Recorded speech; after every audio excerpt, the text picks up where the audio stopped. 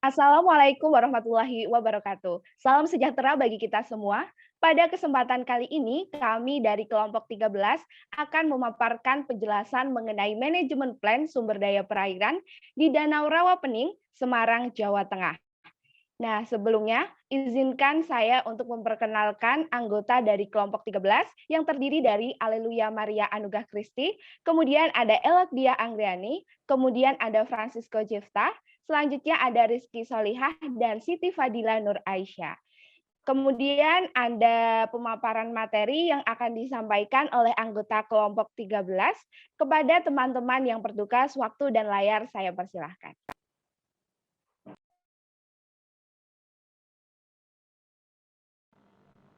Poin yang pertama yaitu mengenai gambaran umum yang meliputi letak, karakteristik, kondisi, spesies, dan alat tangkap di Danau Rawapening, Semarang, Jawa Tengah.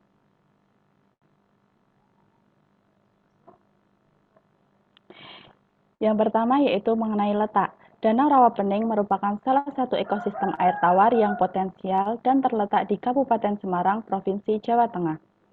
Rawapening berada di Jalan Raya Nasional Semarang-Solo dan Semarang-Yogyakarta serta jalan antara Ambarawa, Kota Salatiga.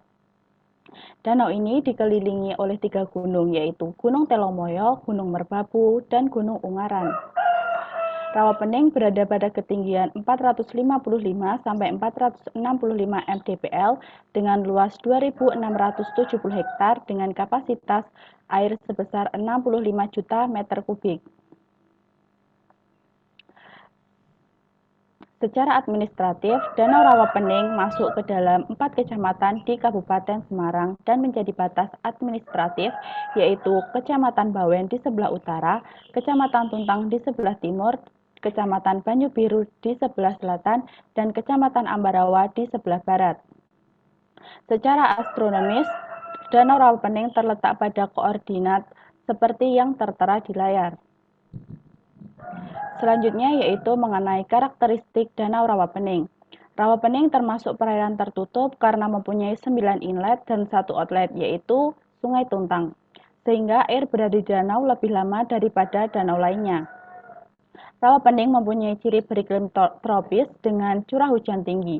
Suhu rata-rata danau ini berkisar 25 sampai 29 derajat Celcius dengan kelembapan udara 70-90%.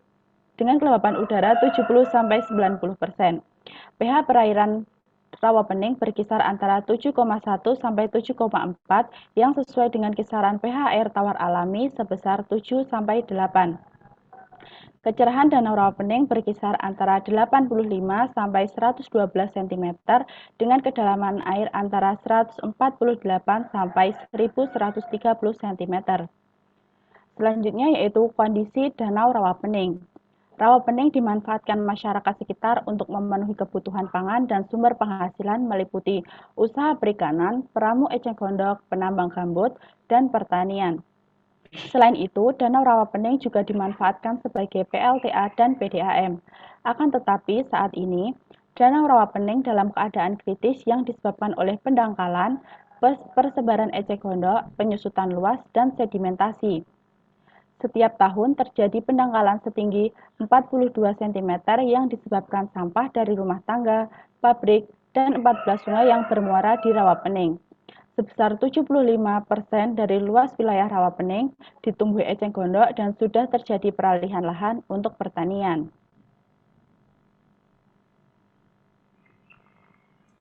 Selanjutnya adalah spesies ikan di Danau Rawapening.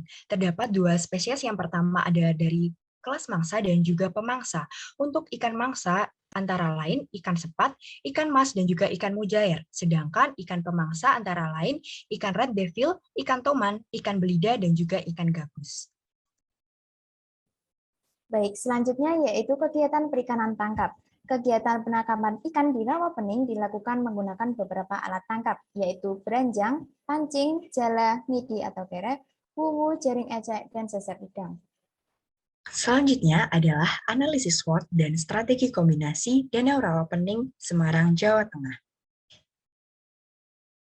Yang pertama, analisis internal, yaitu ada strength atau kekuatan.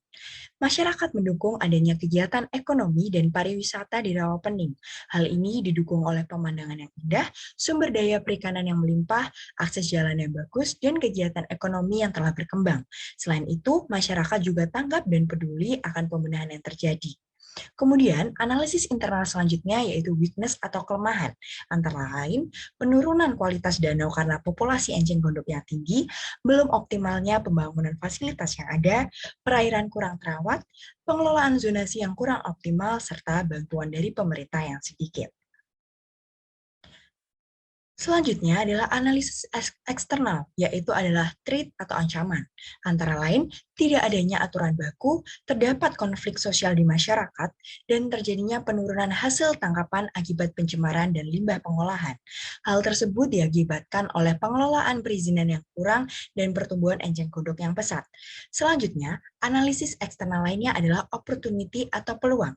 Antara lain, adanya potensi perikanan atau usaha pengolahan ikan, potensi pariwisata berbasis ekosistem, dan pengoptimalan perikanan tangkap di Rawapening. Hal itu didukung dengan sumber daya manusia yang sadar akan adanya potensi tersebut. Selanjutnya ada strategi kombinasi dari analisis SWOT. Yang pertama ada strategi SO, yaitu fokus pada kekuatan dan peluang untuk memperoleh alternatif ofensif dengan menggunakan kekuatan internal untuk memanfaatkan peluang eksternal yang ada. Nah, strategi SO sendiri terdiri dari mengajak masyarakat untuk membentuk kelompok sadar wisata atau Pokdarwis dengan mengoptimalkan potensi yang ada di sekitar Danau Rawapening. Yang kedua, menjalin kerjasama dengan stakeholder terkait, serta yang ketiga dengan mengembangkan potensi yang ada di Rawapening agar sektor pariwisata di Rawapening dapat dikelola secara berkelanjutan. Selanjutnya ada strategi ST, yaitu berfokus pada kekuatan dan ancaman dengan menggunakan kekuatan internal untuk mengurangi ancaman eksternal. Nah, strategi ST sendiri terdiri dari pemanfaatan eceng gondok menjadi olahan yang memiliki nilai jual, kemudian menetapkan peraturan atau perizinan terkait pengelolaan limbah di Rawapening. Selanjutnya dapat dilakukan dengan menjalin kerjasama dengan instansi terkait dalam mengurangi dampak pencemaran lingkungan. Yang terakhir dapat juga dilakukan dengan diskusi antara masyarakat dengan pihak-pihak pemerintah agar sama-sama memahami kebutuhan dan permasalahan yang sedang dialami untuk kemudian menentukan peraturan yang sesuai. Next. Selanjutnya ada strategi OW, yaitu berfokus pada kelemahan dan peluang dengan menopang kelemahan internal untuk mengambil keuntungan dan kesempatan eksternal. Nah, strategi ini terdiri dari koordinasi antara pemerintah dan masyarakat terkait regulasi yang sesuai untuk keberlanjutan dari Danau Rawapening itu sendiri. Kemudian yang kedua ada memanfaatkan sumber daya perairan secara bijak dan bertanggung jawab agar sumber daya tersebut dapat dikelola secara berkelanjutan. Selanjutnya ada melakukan pelatihan produksi guna memanfaatkan sumber daya ikan yang tersedia di Danau Rawapening. Selanjutnya ada strategi TW sebagai strategi terakhir, yaitu berfokus pada kelemahan dan ancaman untuk memperoleh alternatif defensif dengan pemanfaatan kelemahan internal untuk mengurangi adanya ancaman eksternal. Strategi tersebut antara lain terdiri dari penetapan aturan baku yang sesuai untuk menghindari terjadinya konflik antar masyarakat, terutama yang tinggal di area Danau Rawapening sendiri. Kemudian yang kedua ada kontrol wilayah perairan secara berkala untuk mengetahui kondisi perairan dan untuk menetapkan sejauh mana kebijakan yang telah diterapkan tersebut berlaku. Nah, yang terakhir ada pengelolaan fasilitas dan zonasi perairan secara bersama antara masyarakat dan pemerintah. Next. Kemudian untuk poin ketiga, manajemen pengelolaan Danau Rawapening Semarang, Jawa Tengah. Hal pertama yang dapat dilakukan adalah optimalisasi regulasi yang berlaku. Di Rawapening masih belum ada aturan yang baku, sehingga menimbulkan masalah seperti adanya konflik sosial masyarakat, penurunan kualitas air akibat pencemaran, dan pengelolaan perizinan yang masih kurang. Hal yang dapat dilakukan adalah dengan menerapkan regulasi pengelolaan berbasis co-management, agar setiap stakeholder yang ada dapat bertanggung jawab atas kegiatan pengelolaan. Kemudian, dapat dilakukan kontrol populasi eceng gondok. Populasi eceng gondok yang ada di Rawapening sangat melimpah. Hal ini disebabkan oleh banyaknya pupuk kimia yang ikut terlarut dalam air sungai menuju Danau Rawapening. Kontrol yang dapat dilakukan yaitu melakukan kegiatan panen besar-besaran terhadap eceng gondok. Kemudian hasil panen tersebut dapat dijual misalnya menjadi kerajinan tangan untuk menopang ekonomi masyarakat sekitar, serta memasukkan ikan grass carp pada perairan tersebut. Dalam hal ini, laju pemanenan eceng gondok dapat diminimalkan dan biomasa ikan grass carp dapat dimaksimalkan. Lalu, optimalisasi sektor pariwisata. Perairan Rawapening memiliki potensi pariwisata yang masih dapat dikembangkan karena pemandangan yang indah. Untuk meningkatkan sektor ini, perlu diadakan pembenahan serta penyediaan sarana-prasarana yang mendukung kegiatan pariwisata, seperti pembenahan zonasi, penataan ruang-ruang publik, pengefisienan pemanfaatan fasilitas, dan sebagainya. Boleh di next. Baik, manajemen selanjutnya yang dapat dilakukan yaitu pengontrolan kualitas air secara berkala. Kontrol kualitas air perlu dilakukan mengingat adanya potensi terjadinya pencemaran akibat limbah pengolahan di sekitar Rawapening. Kontrol kualitas air ditujukan agar kondisi biota-biota yang terdapat di Rawapening dapat terjaga, sehingga ekosistem Rawapening tetap lestari. Kontrol kualitas air dapat dilakukan dengan cara in situ dan ex situ.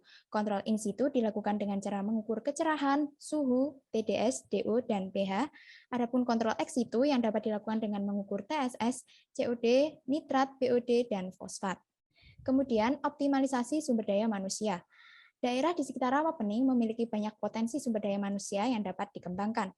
Mayoritas penduduknya di sekitarnya itu berprofesi sebagai nelayan. Kebanyakan dari mereka hanya lulusan SD sehingga diperlukan optimalisasi sumber daya manusia.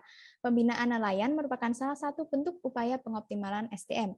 Misalnya, kegiatan pembinaan yang berkaitan dengan penggunaan alat tangkap selektif dan non-selektif. Hal ini dilakukan mengingat banyaknya nelayan di Rawapening yang masih menggunakan alat tangkap beranjang yang kurang selektif terhadap hasil tangkapan. Selanjutnya yaitu optimalisasi bantuan pemerintah dalam pengelolaan Danau Rawapening. Kurangnya bantuan pemerintah dapat mempengaruhi proses pengelolaan Rawapening. Dalam hal ini, pemerintah perlu menganggarkan dana untuk pengelolaan dan pengembangan danau ini. Selain itu, pemerintah juga dapat memberikan bantuan permodalan untuk nelayan, bantuan pemberian alat peningkat mutu ikan, bantuan usaha untuk keluarga nelayan, dan lain-lain. Bisa di next.